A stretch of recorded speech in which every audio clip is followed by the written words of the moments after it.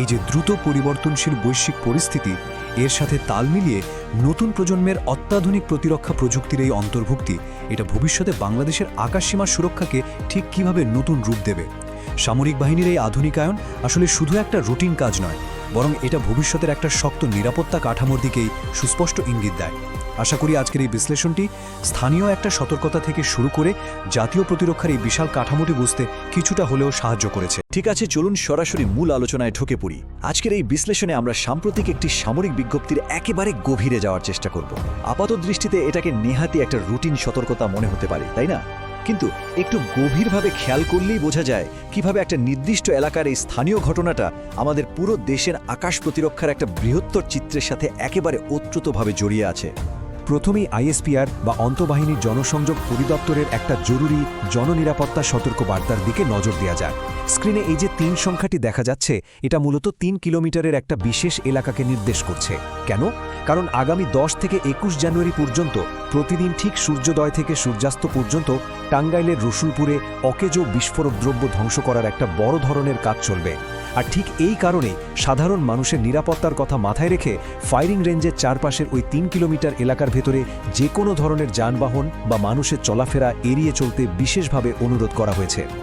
এখন এই স্লাইডের যে বিষয়টা সবচেয়ে বেশি ইন্টারেস্টিং, তা হলো এটা আমাদের একেবারে একটা সুনির্দিষ্ট ভৌগোলিক অবস্থানে নিয়ে যায়। এই রসুলপুর ফায়ারিং রেঞ্জটা মূলত ময়মনসিংহ বিভাগের মুক্তাগাছা উপজেলার দাউগাঁওয়ে অবস্থিত। এর একেবারে সুনির্দিষ্ট অক্ষাংশ ও দ্রাঘিমাংশ হল যথাক্রমে 24.6687 ডিগ্রি উত্তর এবং 90.12467 ডিগ্রি পূর্ব। খবরের কাগজে ছাপা হওয়া একটা সাধারণ সতর্ক বার্তা কিভাবে ম্যাপের একটা সুনির্দিষ্ট বিন্দুতে পরিণত হয়, সেটা এই তথ্যগুলো দেখলে একদম পরিষ্কার হয়ে যায়। এই অবস্থানটা আসলে কতটা তাৎপর্যপূর্ণ সেটা আবার আরও একটু পরিষ্কার হবে। এই ফায়ারিং রেঞ্জটা বাংলাদেশ বিমানবাহিনীর ফ্লাইট কন্ট্রোল টাওয়ার থেকে মাত্র ৩৯০ মিটার দূরে।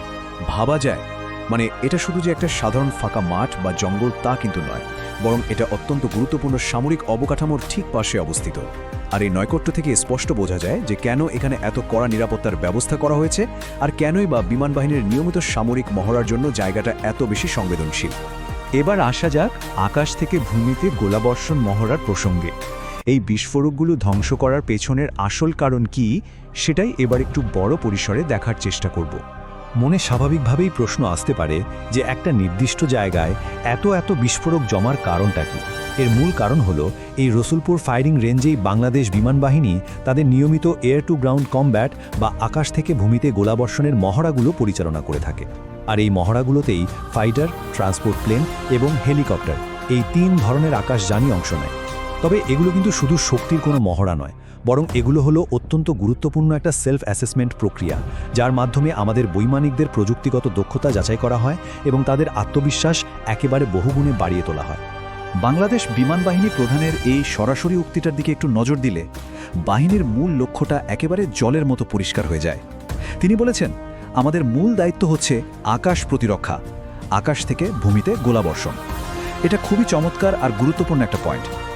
সাধারণত এয়ার টু এয়ার কমব্যাট বা আকাশ থেকে আকাশে গোলা নিক্ষেপের মহড়াগুলো বঙ্গোপসাগরের ওই বিস্তীর্ণ জলরাশির ওপর করা হয়, কিন্তু এয়ার টু গ্রাউন্ড বা আকাশ থেকে ভূমিতে আক্রমণের মহড়াগুলোর ক্ষেত্রে এই রসুলপুর ফায়ারিং রেঞ্জটাই হলো বিমান বাহিনীর একদম প্রধান কেন্দ্রবিন্দু।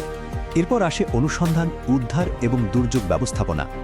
সক্রিয় যুদ্ধ প্রস্তুতির বাইরেও শান্তিকালীন সময়ে একটা বাহিনী কতটা গুরুত্বপূর্ণ ভূমিকা রাখতে পারে, চলুন সেটা দেখি। আর এই বিষয়টা খুব চমৎকারভাবে তুলে ধরে যে কিভাবে বিমান বাহিনী যুদ্ধ ছাড়াও অন্যান্য জরুরি মুহূর্তে কাজ করে। এখানে মূলত 3টি ধাপ আছে। প্রথমটি হলো ট্রুপস ইনসারশন, মানে যে কোনো নির্দিষ্ট বা দুর্গম জায়গায় খুব দ্রুততার সাথে সেনা মোতায়েন করা। দ্বিতীয়টি হলো কমব্যাট সার্চ অ্যান্ড রেস্কিউ, যে কোনো প্রতিকূল বা যুদ্ধ পরিস্থিতিতে অত্যন্ত দক্ষতার সাথে উদ্ধার অভিযান চালানো। আর সবশেষে যে কোনো প্রাকৃতিক বা মানবসৃষ্ট দুর্যোগ মোকাবেলায় দুর্যোগ ব্যবস্থাপনা, অর্থাৎ দেশের যে কোনো প্রয়োজনে যে কোনো সময় সাড়া দেওয়ার জন্য তারা নিজেদের একেবারে প্রস্তুত রাখছে। পরবর্তী ধাপে দেখা যাক বহরের আধুনিকায়নের বিষয়টি। এই বিশাল দায়িত্বগুলো ঠিকঠাক মতো পালন করতে হলে যে ধরনের হার্ডওয়্যার এবং সরঞ্জাম দরকার, এবার সেদিকে একটু নজর দেওয়া যাক।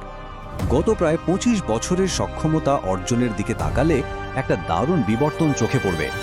একটু খেয়াল করলেই দেখা যায় 2000 সালের দিকে বর্তমান মাল্টিরোল কমব্যাট এয়ারক্রাফট বা বহুমুখী যুদ্ধবিমানগুলো বিমানবাহিনীর বহরে যুক্ত হয়। এরপর সাম্প্রতিক বছরগুলোতে C-130 পরিবহন বিমানগুলো সফলভাবে যুক্ত করা হয়েছে। এই C-130 যুক্ত হওয়ার ফলে কিন্তু বিশ্বের যে কোনো প্রান্তে রসদ বা সহযোগিতা পাঠানোর সক্ষমতা অভাবনীয়ভাবে বেড়ে গেছে।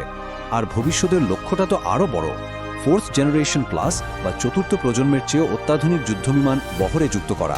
সহজেই বোঝা যায় এটা দেশের আকাশ প্রতিরক্ষাকে একেবারে নতুন একটা মাত্রায় নিয়ে যাওয়ার প্রস্তুতি।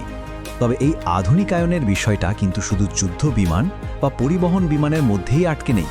এর পাশাপাশি সারফেস টু এয়ার মিসাইল অর্থাৎ ভূমি থেকে আকাশে নিক্ষেপণযোগ্য মাঝারি পাল্লার ক্ষেপণাস্ত্র ব্যবস্থারও নিয়মিত আপগ্রেডেশন বা উন্নতি করা হয়েছে। একটা আধুনিক বাহিনীর জন্য আকাশ এবং ভূমি উভয় দিক থেকেই নিজেদের প্রতিরক্ষা ব্যবস্থাকে শক্তিশালী করাটা একটা চলমান প্রক্রিয়া, যেটাকে বলা যায় কন্টিনিউয়াস প্রসেস অফ ইমপ্রুভমেন্ট। এবার চলুন একটু ভিন্ন প্রসঙ্গে যাই। 24/7 আকাশ সীমা নজরদারি।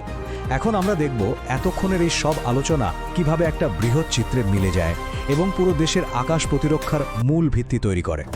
বাহিনীর প্রধানের কথায় যে জিনিসটা সবচেয়ে বেশি গুরুত্ব পেয়েছে তা হলো তাদের সার্বক্ষণিক প্রস্তুতি। দিনে 24 ঘন্টা এবং বছরের 365 দিনই কিন্তু তারা সর্বোচ্চ সতর্ক অবস্থায় থাকেন। দেশের সার্বভৌমত্ব রক্ষার্থে এয়ার ডিফেন্স রাডারগুলোর মাধ্যমে সার্বক্ষণিক নজরদারি বা কন্টিনিউয়াস থ্রেট মনিটরিং করা হয়। ব্যাপারটা এমন নয় যে যুদ্ধে জড়ানোর কোনো উদ্দেশ্য আছে, তবে যদি কোনো অননুমোদিত আকাশযান দেশের আকাশ সীমায় প্রবেশ করার চেষ্টা করে তখন এই রাডার সিস্টেমের মাধ্যমে চোখের পলকে তা শনাক্ত করা সম্ভব। আর এভাবেই যে কোনো পরিস্থিতি মোকাবেলায় বাহিনী সদা প্রস্তুত থাকে। আলোচনার একেবারে শীর্ষ পর্যায়ে এসে একটা খুব ইন্টারেস্টিং আর ভাবনাসূচক প্রশ্ন রেখে যেতে চাই। এই যে দ্রুত পরিবর্তনশীল বৈশ্বিক পরিস্থিতি, এর সাথে তাল মিলিয়ে নতুন প্রজন্মের অত্যাধুনিক প্রতিরক্ষা প্রযুক্তির এই অন্তর্ভুক্তি, এটা ভবিষ্যতে বাংলাদেশের আকাশসীমার সুরক্ষাকে ঠিক কিভাবে নতুন রূপ দেবে। সামরিক বাহিনীর এই আধুনিকায়ন আসলে শুধু একটা রুটিন কাজ নয়, বরং এটা ভবিষ্যতের একটা শক্ত নিরাপত্তা কাঠামোর দিকেই সুস্পষ্ট ইঙ্গিত দেয়। আশা করি আজকের এই বিশ্লেষণটি স্থানীয় একটা সতর্কতা থেকে শুরু করে জাতীয় প্রতিরক্ষার এই বিশাল কাঠামোটি বুঝতে কিছুটা হলেও সাহায্য করেছে। আবারও কথা হবে নতুন কোনো বিশ্লেষণ নিয়ে।